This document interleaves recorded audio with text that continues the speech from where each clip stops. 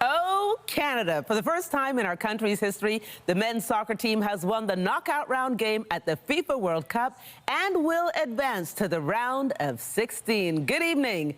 How are your nails, everybody? It was a nail-biting game at times as the nation watched, and Canada and South Africa this afternoon. Now, the game was scoreless into injury time when Canada scored late to book their spot in the next round. They will play either Netherlands or Morocco on Saturday.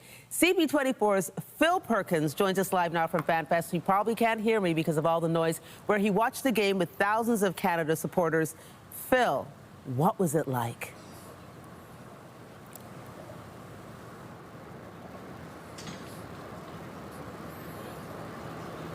Andrew, I tell you, this is the quietest I've ever seen FanFest. It was the complete opposite of this like 45 minutes ago. It was a hot, sweaty mess of people, just a crowd of Canadians, maybe a sprinkle of South African fans, to watch this round of 32 match between two countries who've never been there before, and they played like that for majority of the game. But then Jesse Marsch, Team Canada head coach, he made the appropriate substitutions, bringing in Promise David and the guy we've all been waiting for, Alphonso Davies, who has not played for Team Canada in this World Cup as of yet, nursing a hamstring. He made a huge impact in this game. His speed, spreading the field out. Jacob Schaffelberg, the Maritime Messi, had a big part in what eventually would be the winning goal. Steven Eustachio, who plays his club football in MLS with LAFC, with just less than 2 minutes left to go in regulation, he just fired a shot and it found the bottom left corner of the net, and he sent not just the fans at LA Stadium, but here at FanFest. And I've also seen footage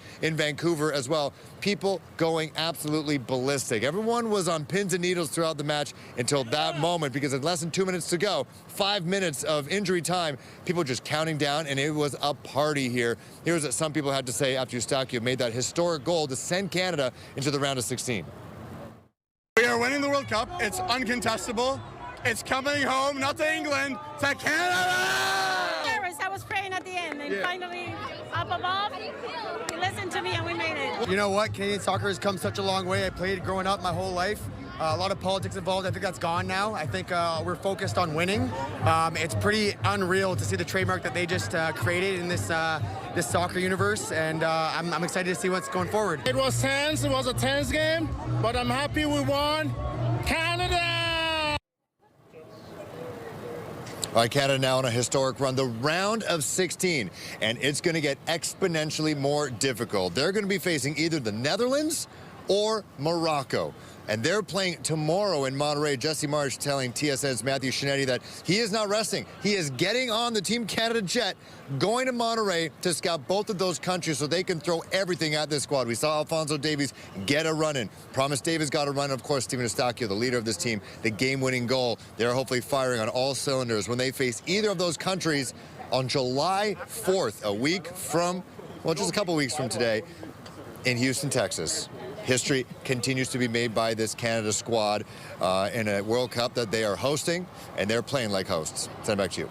Thank you, Phil. Well, you can see lots of excitement at FanFest today, but there was confusion and frustration yesterday after the city stopped allowing entry just before 7 p.m. Many people hoping to watch the evening matches were turned away despite having acquired tickets. The city says the site reached the capacity of 20,000 people for the first time during the tournament, and that once capacity is reached, no additional guests can enter due to safety reasons. The city says people with free general admission tickets aren't guaranteed, and entry is on a first-come, first-served basis. The site will be closed for the next few days and will reopen for the games on July 2nd. Well, turning to another major event in our city this weekend, thousands took to the streets today for the annual Pride Parade in support of the LGBTQS+ community. Prime Minister Mark Carney was one of the dignitaries in attendance who participated in the march. Hey there, CP24's Melissa Duggan was along the parade route today and joins us live now. Melissa, I've been watching the video feed throughout the afternoon. You certainly got your steps in today. How are you feeling? Yes. You know, still energized by this fantastic day. You know, even before the first marcher hit that route along Yonge Street today, we were hearing from Pride Toronto. They were expecting some 1.7 million people to turn out for Toronto's annual major Pride event. And having a look at the crowd, I'm curious to know what that count was in the end, because it was a standout celebration here today. Maybe it was the weather, maybe a little influence of the World Cup also mixed into it all. But really, just a fabulous day throughout this downtown that saw parade floats, marchers, dancers, lots of music, as you can imagine, and also a lot of water guns also being very active on a day like this, all coming together to bring together just a spectacular final day of all things Pride. We did speak with the Prime Minister at the very beginning of this route, and plenty of people along the way. Have a listen. This has been in my calendar for months, a celebration, but also a reminder of the rights that we have as Canadians, the importance to protect them. And Condo and I are just about to go meet some international visitors and what we can do internationally to support, because it's one tribe globally, but not everyone enjoys the rights that we have here. So it's very important for me to be here. I'm looking forward. It couldn't be a better day. We won't stop celebrating our diversity, no matter who you are, who you love, or where you come from. You belong and you are welcome in this city of ours. How's the march going so far, sir? Excellent. Amazing, amazing. Yeah. What's it like waving to a crowd like this? Pretty amazing. Pretty incredible, yeah. There's my daughter, too, actually. Say hi to her. Are you having fun today? Yes. Yeah. Tell me what happens when you're walking down the route. What are you doing? I'm handing out stuff. You're handing out stuff. And what's the reaction you get from people when you hand them something? Excited. It's lovely. It's amazing. The sun is shining. All this love in Toronto. We love it. It's great. Now, this is a long march along Yonge Street. I mean, how do you prepare for something like this? Just lots of walking, and the spirit gives us all the energy we need.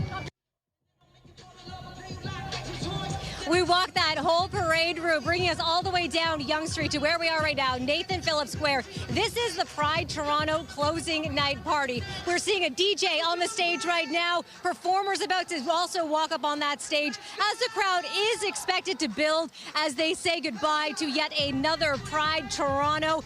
The parade coming to an end, but let me tell you, lots of memories, lots of selfies I saw snapped over this very spectacular day in the city. Andrea, back to you. Thanks, Melissa. People are probably taking a little bit of a break, perhaps a siesta, before they head back out and party.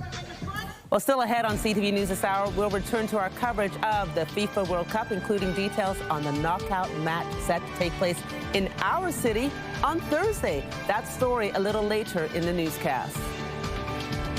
But first, the man accused of killing his parents inside their Mississauga home last week has been arrested after a 10-day manhunt. This footage from Friday afternoon shows 46-year-old Jordan Sangwin near Lakeshore and Yotters Lane in Etobicoke. Peel police say he was arrested around 5 o'clock yesterday evening in a makeshift shelter in Mimico Creek Park, which is in the same area. Sangwin is accused of killing his parents at a home in Port Credit near Lakeshore and Huron, Ontario, on June 18th.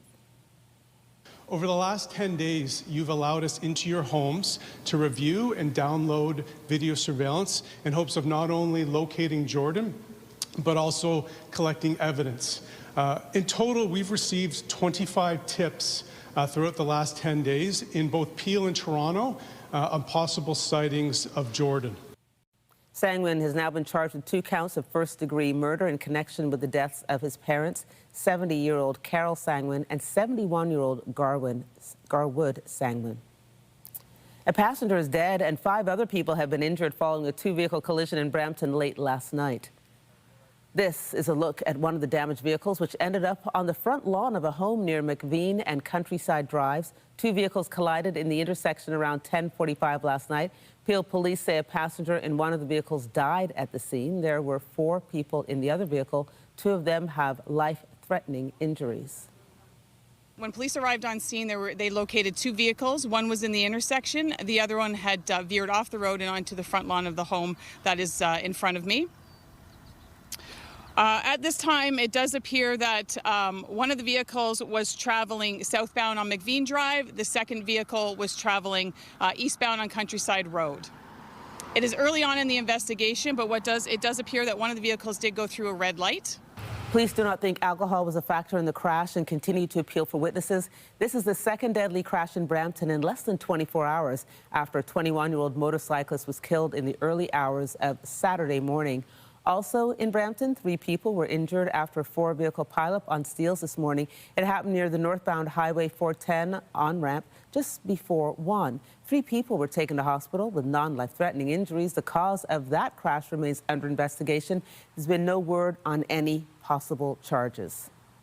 Well, the fire marshal is investigating a deadly fire in the city's East End. It happened in an apartment unit around 2 this morning in a building near Victoria Park and Eglinton Avenue. 2 other people were taken to hospital suffering from smoke inhalation. A firefighter was also treated for minor injuries. Nearby residents say the noise and commotion jolted them out of bed.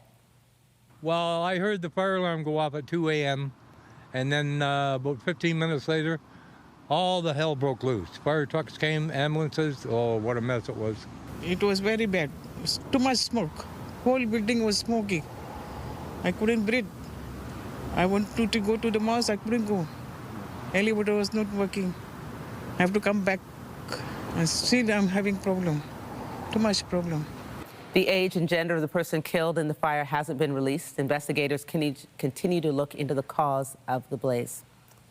Let's take a break and take a look out at Toronto Stadium. Thanks to the Hotel X camera nearby, you can see it's so quiet now after all the excitement of earlier in the day, but the people are still in the area enjoying really a wonderful, there's nothing like winning, I've got to say. I mean, it's one thing to participate, but if we had lost, come on now, the energy in the city would be only buoyed by the Pride Parade. So let's take a look at your satellite radar. Another reason why people are so happy, look at this weather. It is fantastic. Right now, there is nothing to bother our skies. It's clear overhead, and that is fantastic for a Sunday afternoon. As we look at our current wind conditions and speed as well as direction, our wind is kind of traveling, I guess, to the northwest. It's 19 kilometers an hour, so it is a bit of a breeze out there, and that can be actually quite nice if you're trying to cool down. As we look at our humidex right now, the orange tells the story. That is the heat, the dome that is covering us right now. Again, nothing like what's happening in Europe. So as much as some people may complain about the heat and the humidex, really, it's we have options. Right now in Toronto Islands, 24, feeling like 29. Pearson Airport, 27, also feeling like 29. And it's going to be lovely for sleeping, a light wind and 17 degrees. And that is your first look at the weather forecast. Well, turning now to our coverage of the FIFA World Cup and Canada's round of 32 match against South Africa. Now, Canada coming out on top, 1-0 to win their first knockout stage game at the World Cup. CTV's Andrew Johnson joins us live now from outside LA Stadium with fan reaction. Andrew, you saw what it was like in Toronto, but I can only imagine all the Canadians that are there with you. Yeah. Thousands were in the stadium. There were hundreds gathered here and marched the streets of Los Angeles earlier. The police gave us an escort. The Canadians went all the way through. It was an incredible show of support, and they've spent a lot of money. They've made a lot of effort to come down here, and they've gotten what they were hoping for today with that history-making win by Canada. This is Noah and Larry, an example of the many Canadians who are down here. These two are from Edmonton. How are you feeling right now? Over the moon. Over the moon. We're going to Houston. We're going to the moon. We have liftoff. This is elation. Elation. Why was it important for you to be down here? You know, I've followed this team around the world, everywhere. You don't miss moments like this. The World Cup is an amazing event. Canada has seen it.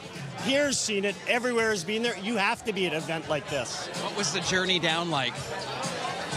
It's been a whirlwind from losing against Switzerland, learning we have to come here, and then just trying to get down with last-minute flights. All that stuff, it's been amazing, but I wouldn't trade it for the world. Like, this is the best sporting moment of my life. 70,000 people in the stadium today. It was an incredible scene. So your journey, just like Canada's, isn't over. You're planning to go to Texas. I'm going to Houston, and I won't be alone. I'm sure there'll be a lot of people here that will be joining us. We're coming too. Unfortunately, I couldn't get tickets, so I'm trying, but Doesn't look likely at this point. I don't think anyone's going to give up those tickets at this point. And I think you've gotten your money's worth with this experience. Thanks for joining us, guys. That is the kind of scene that we're seeing down here in Southern California. It has been an incredible show of support. Canada playing on the road, which many people weren't happy about, given they're one of the 3 hosts of the tournament. But the Canadians have sure done all of us proud down here. And I think hundreds, or maybe more, may be heading to Texas on July 4th when Canada will play in the round of 16 at the World Cup. Who would have ever thought we'd be saying that? Andrew Johnson, thanks for joining us. Of course, we now know who the 2 teams will be facing off in the only knockout stage of the game in Toronto on Thursday. The match will feature one of the game's biggest stars as Cristiano Ronaldo, and Portugal will be coming to Toronto to face Croatia in the knockout stage. Toronto, hold on to your hats. Colombia clinched top spot in their group after the scoreless draw with Portugal. This will be Croatia's 2nd game at Toronto Stadium after beating Panama 1-0 in the group stage, and tickets are in high demand. A search of resale sites shows tickets on the market for upwards of $4,000 a piece. Kickoff is set for 7 p.m. on Thursday. Wow. Well, a party was held in the city today, and everyone had the same name. Everyone named Janice was invited to the exclusive event by Drake for using their name in his new single. CTV's Mike, not Janice Walker, has the details.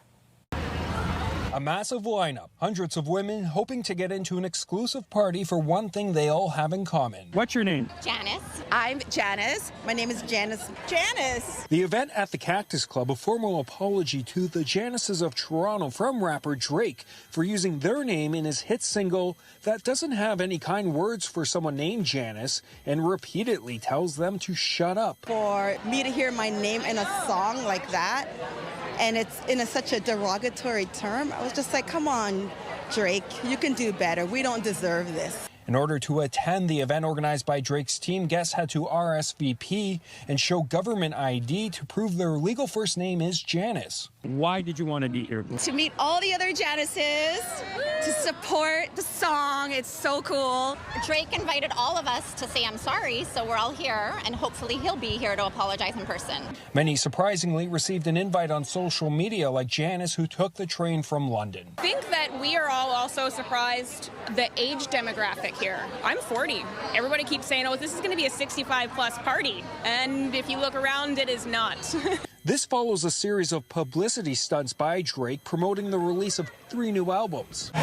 Inside, they were wined and dined by Drake's team with a 3-course lunch, plus raffles for cash prizes. Some lucky lady got $2,500. It was awesome. Drake is giving out cash in there. But Drake wasn't here, and with capacity capped at 150, not every Janice who RSVP'd and showed up got in. Can't get in with the RSVP.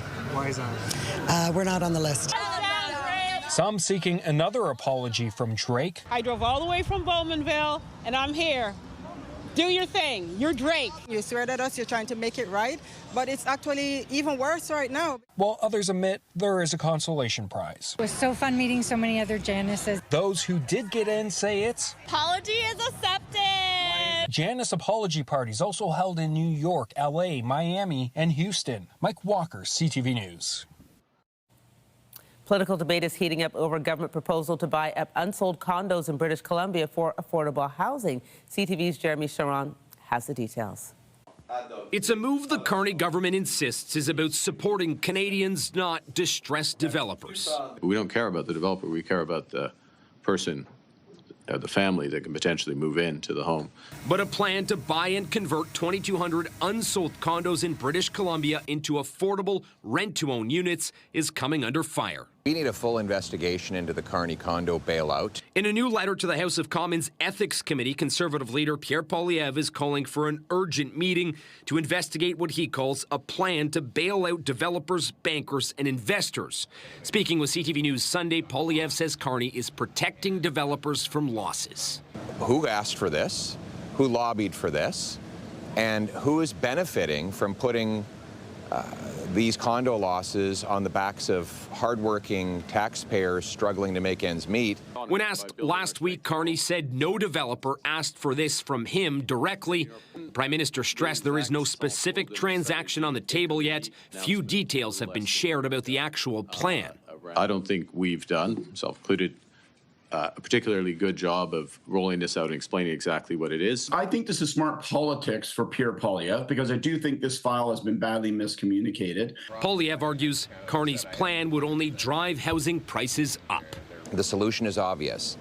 Let the condo developers lower the price so that Canadians can afford to buy the condos themselves. Now, the criticism may already be enough to stop this proposal from going ahead. BC Premier David Eby, who announced this plan alongside the Prime Minister, has said if it proves to be unpopular, it won't move forward.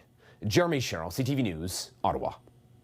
As trade tensions come to a head, U.S. Ambassador to Canada Pete Hoekstra sat down for an exclusive interview with CTV's chief political correspondent Vassy Kapelis. Amid tariffs and 51st state talk, the ambassador is insisting the U.S. didn't take aim at Canada upon Donald Trump's return to the White House. We put tariffs on every country in the world. We did not take aim at Canada. We took a policy that we were implementing on a global basis that we believed we had to put in place to keep America strong and prosperous.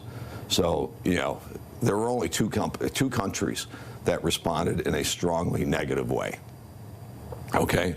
The rest of the world, we've negotiated trade agreements, we've worked on frameworks and those types of things. We did not take aim at Canada. The comments come just days before the deadline to renew or review the Canada-U.S.-Mexico Free Trade Agreement. By Wednesday, all three countries must signal whether they want to renew it for 16 years or agree to an annual review process. Now, the United States is the only remaining wild card on that front, with Hoekstra saying he expects the president to make his intentions clear next month. Our position is quite strong because the Americans need that deal as much as we do. But of course, Donald Trump will never admit that. He says he doesn't need anything that Canada makes. But we are exporting a lot of oil to the U.S. and we're exporting a lot of products that are essential for their whole agricultural sector. So he does need Canada. He does need a new deal. He's going to be dramatic. He might even give the 6-month notice that he's allowed to give under the existing deal to say that the U.S. is going to walk away from it. The very notion of having a deal that has to be renewed every year is the antithesis of what you want in a trade relationship that is supposed to provide stability and predictability. That's something that nobody wants if they know anything about economics. But Donald Trump's made a habit of betting on chaos as the best way to get to a result. Sometimes it works, sometimes it fails miserably. As things stand, representatives of Canada, the U.S. and Mexico are scheduled to meet on the day of Wednesday's CUSMA deadline. We're learning more this weekend about the Trump administration's plans following a major immigration ruling from the U.S. Supreme Court. The top court ruled that the administration is permitted to end legal protections for about 350,000 Haitians. They're in the U.S. under what's called temporary protected status. It was offered and then extended by previous administrations after a major earthquake and following unrest in Haiti. U.S. Homeland Security Secretary Mark Wayne Mullen says the permission to stay was always intended to be temporary, but those affected can apply for other permanent statuses. Keep in mind, a lot of these individuals haven't been here 18 months. They've been here 18 years. Some of them have been here 20 years, 30 years. They've had plenty of time to reestablish their status inside the United States. They just chose not to. Then there's some that has been here underneath the Biden administration that took advantage of an open border. And those individuals didn't really come over here because they needed protective status. They came over here because they were taking advantage of a weak leadership. So what we want, and the president has made this very clear, those that are coming to this country legally, they need to be able to contribute to the United States, not be a burden on the taxpayers. Asylum seeker advocates have said they're aware of some people traveling north amid concerns they won't be able to stay in the U.S. Canada has tightened rules that have made it harder for certain asylum seekers to make a claim, especially those crossing from the United States, as you can see in this file video. Although there are some exceptions, despite criticism from advocates, federal officials say the U.S. qualifies as a safe country for asylum seekers. Well, the death toll after Wednesday's earthquakes in Venezuela has climbed above 1,400 as rescue and recovery efforts continue. Several children were among those rescued this weekend, while tens of thousands remained unaccounted for. And time for finding additional survivors runs short. Officials say more than 1,600 foreign rescue workers have arrived in the country from abroad, with more on the way.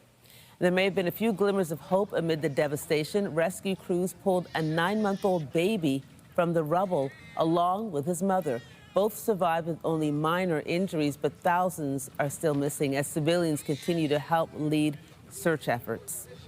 We're also getting a look at some of the destruction from above thanks to this eyewitness drone video from a neighborhood in La Guardia, outside the capital city of Caracas. The footage shows widespread devastation, with some buildings completely collapsed. Others are still standing but heavily damaged, with their walls torn away and apartments exposed. Well, it has been another weekend of tit-for-tat strikes between the U.S. and Iran, despite ongoing negotiations to end their war.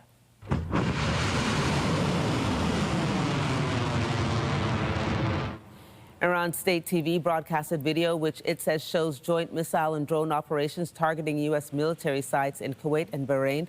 A U.S. official confirmed the attacks, telling Reuters that there were no casualties or major damage.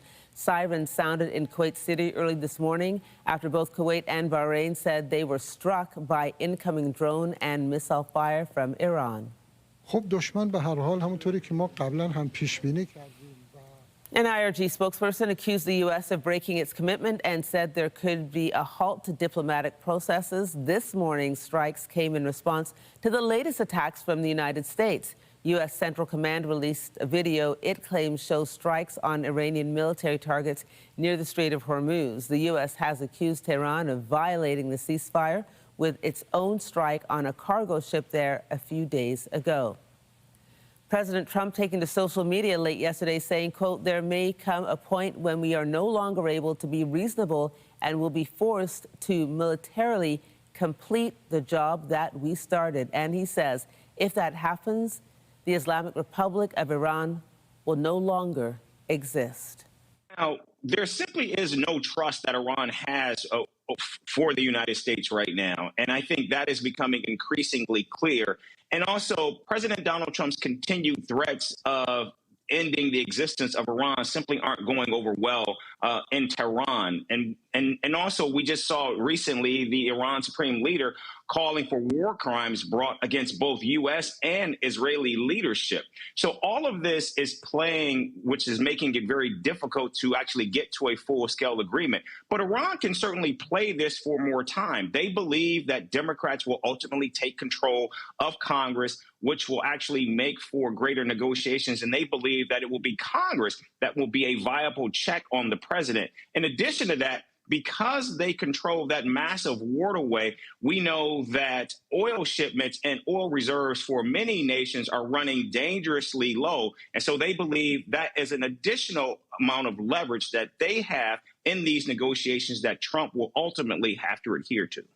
Iran's foreign minister also repeated his country's insistence that Israel withdraw from southern Lebanon and halt strikes as mandated in the deal with the U.S. Those commitments and those comments come as Israeli forces could be seen today near the Lebanese border as a ceasefire with Iran-backed Hezbollah is appearing to be largely holding. Well, as Russia keeps up its invasion of Ukraine and Ukraine escalates its counterattacks, that part of Europe is now sweltering under that traveling heat wave. Temperatures in Kyiv are expected to climb to 34 degrees Celsius on Monday as the heat wave that's been baking Western and Central Europe spreads east into Ukraine. Many say summer trips abroad are still out of reach due to closed airports and costly journeys to neighboring countries. Well, from one heat to another, take a look at our skyline, everybody. Coming up, our full weather forecast after the break. When you see it happen, send it to CTV News.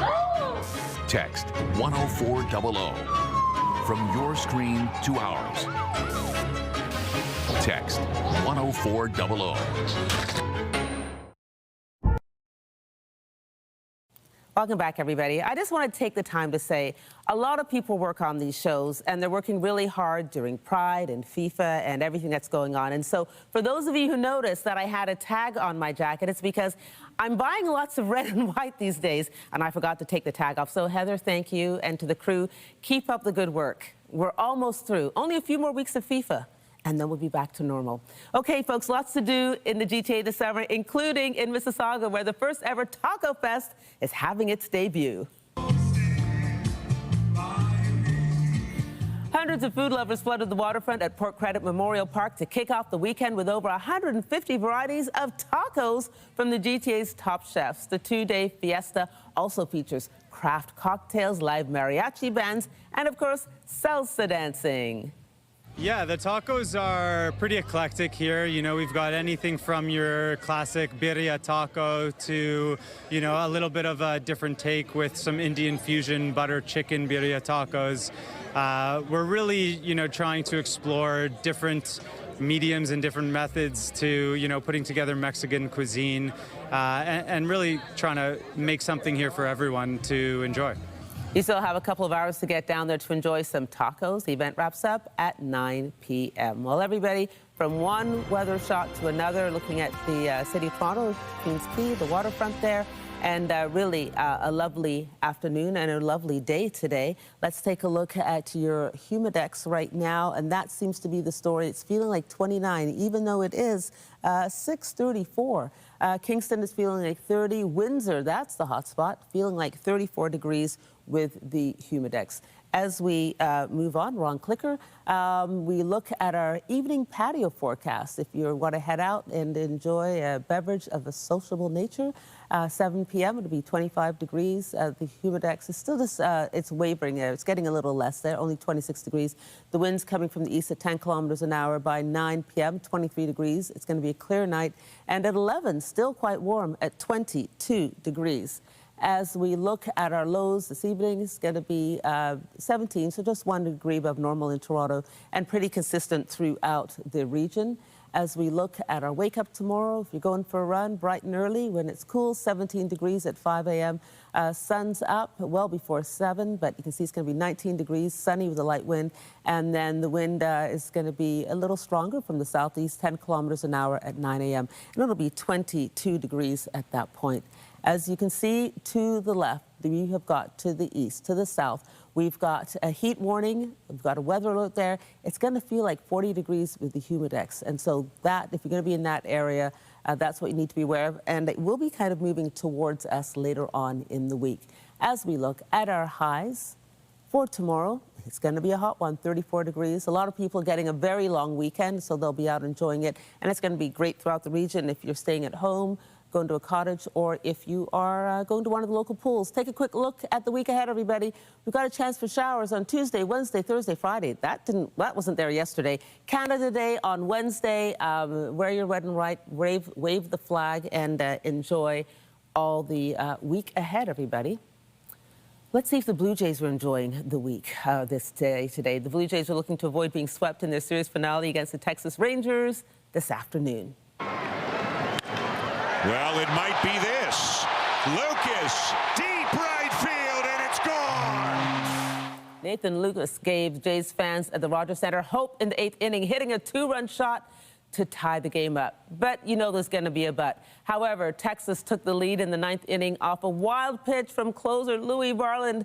They held on to win the game 3-2, handing Toronto their 6th straight loss. The Blue Jays will welcome back Bo Bichette, not in Toronto, playing for Toronto tomorrow night for a homestand against the New York Mets. A group of students are not just achieving, they are excelling, and today their hard work was rewarded with a graduates luncheon and ceremony and a gift to help them on their next leg of their educational journey. dozens of students who have already graduated from their respective high schools had a chance to don the gown for another ceremony before heading off to post-secondary studies. The Alliance of Jamaican Alumni Association's annual Graduates Luncheon and Ceremonies theme this year was Education, the Journey Continues. Olive Parkin-Smith says the program offers financial support and community support. Usually, we get about 35 to 45 applications. This year, we had 109. And we think that is because of the cutbacks in OSA, and kids are just desperate. And so this year, with a lot of hard work and knocking on doors, we're awarding 40 bursaries to 40 kids. We started out with $500 33 years ago. Today, we are giving out close to $50,000. I'll be honest, it didn't even feel real. I was so thankful to God, to my parents for, putting me in positions where I can gain experiences that help me qualify for the scholarship. The room is filled with proud parents, family, and friends. I'll be studying health sciences at Western University. Elated. I'm really excited, really proud of Savannah. She's worked really hard. High school wasn't easy, but she overcame some of the adversities, and she's a straight honor student, actually. So really excited for her and for the journey that she's gonna embark on come post-secondary in September. My long-term goal is to become a corporate lawyer, and Queen's University has a special program where in third year you can apply to the business and law double degree. So that's my goal. The average of students applying over the years is 80 to 95%. I'd like to pursue a degree like medical school after health sciences, but I lean more toward health sciences because I have interest in public health and just the bridge between like biology, all the sciences, as well as like health policy. All the best. Another look outside where nothing much has changed. It's fantastic. Stay with us, folks. More to come after the break. Welcome back, everybody. If you're in the market for a new computer, tablet, or gaming system, be prepared to pay more after price hikes were announced this week by two of the world's biggest tech companies. CTV's John Venevali-Rao has more on why they're getting so expensive.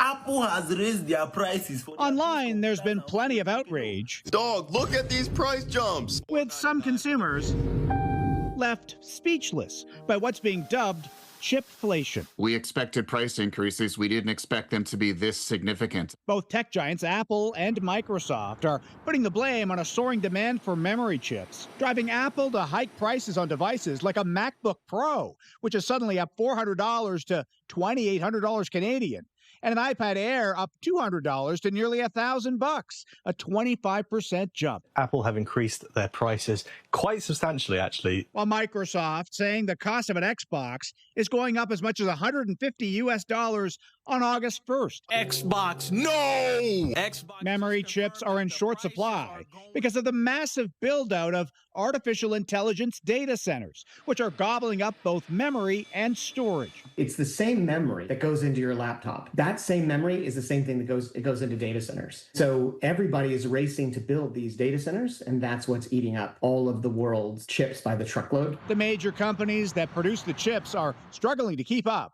Apple writing, "We have never seen a component price increase this much, this quickly."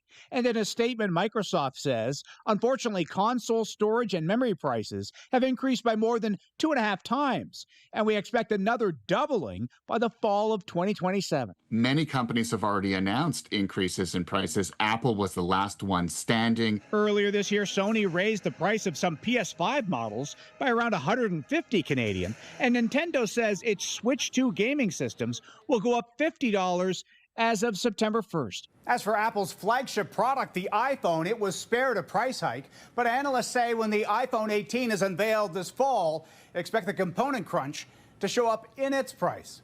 John Venevali-Rao, CTV News, Toronto. Comedy icon Mel Brooks is celebrating his 100th birthday today. We've got to protect our phony baloney job, gentlemen. We must do something about this immediately. Brooks was born in Brooklyn in 1926 and has had a lengthy career creating beloved films like Blazing Saddles, The Producers, and Young Frankenstein. He got another title on the way with Spaceballs sequel due next year. Brooks previously told People he credits his long life to his sense of humor.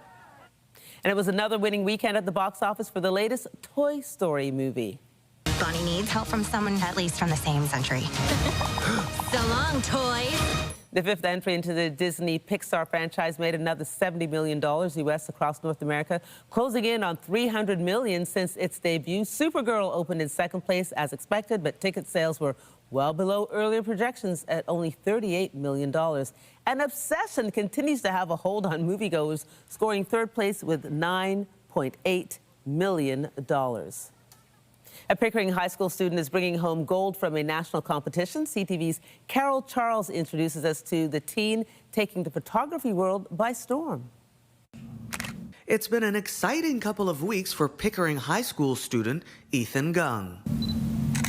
The grade 12 student has won back-to-back gold medals in photography, first at the provincial skills competition and now at the Skills Canada national competition. I mean, I couldn't believe it. It was a rush of like shock and excitement and happiness and pretty much every emotion. Gung was the only student from the Durham District School Board chosen to represent Team Ontario at nationals, where he competed against some of the country's top young photographers. Up on top here, we have some of my portfolio work that I submitted for the Ontario competition. What makes Ethan's achievement even more remarkable is that he only picked up a camera for the first time 2 years ago in grade 10.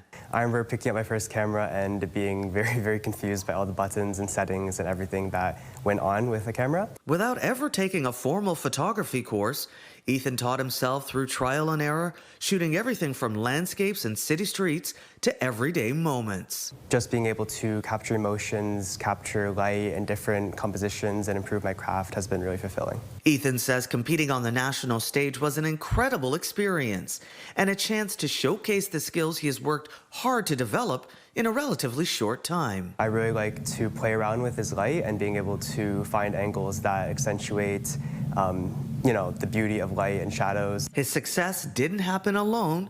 Ethan credits the support and guidance of his photography teacher and mentor, Nelsha Riley, who encouraged him to develop his talent and challenge himself along the way. She's taught me that critical eye that you need in order to evaluate photos. Riley says Ethan has a natural eye for photography and spends countless hours outside the classroom honing the skills he has developed over the past 2 years. He can just capture light, and he sort of takes the light and makes it a feature while telling the story. I'm super proud of Ethan. He just basically pushed himself, learned everything. And while his future behind the camera certainly looks bright, Ethan is about to focus on a different kind of vision. This fall, Ethan will head to Queen's University with plans to study health sciences and eventually become a doctor. Carol Charles, CTV News. Head back outside. Looks a little quiet out there. See a few boats. Stay with us, folks. More to come. We'll take...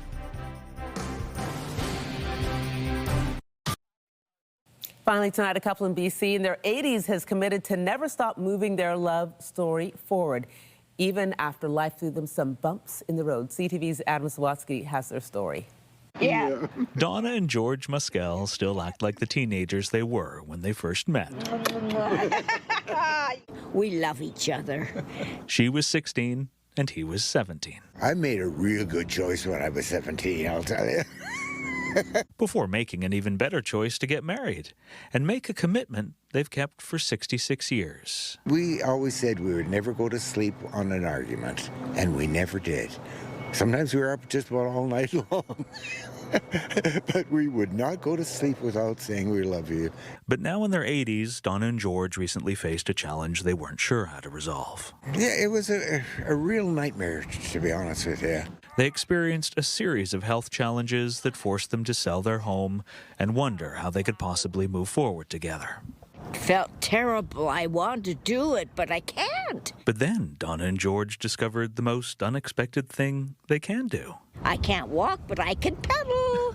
Now the couple travel together on a tandem trike twice a day. We go everywhere we want to. Woo! Pedaling for hours, greeting everyone they pass, and making this a joyride. Just look at the bright side of things. although they always find the brightest of the bright is right beside them. I'm with my hubby. Oh, I love triking with him. And that love can feel like rocket fuel. I have to tell her, slow down, dear, slow down. Because the older you get, the faster time flies. Life is just so fleeting.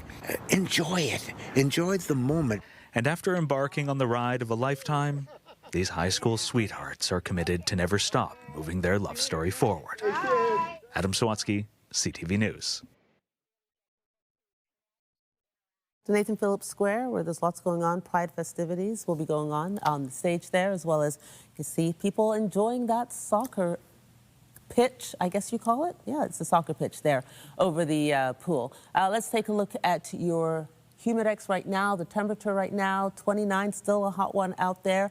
And as we move on to show you the tomorrow at a glance, it's going to feel like 34 degrees. It's going to be a hot week. Chance of some rain throughout the week, but it's going to be a hot week. Taking a look real quick at the next 7 days. There you go. Happy Canada Day on Wednesday. Enjoy the week that you have ahead, everybody.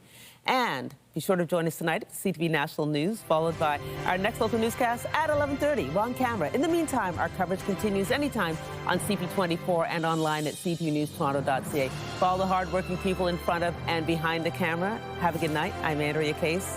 We'll see you at 11:30. Go Canada!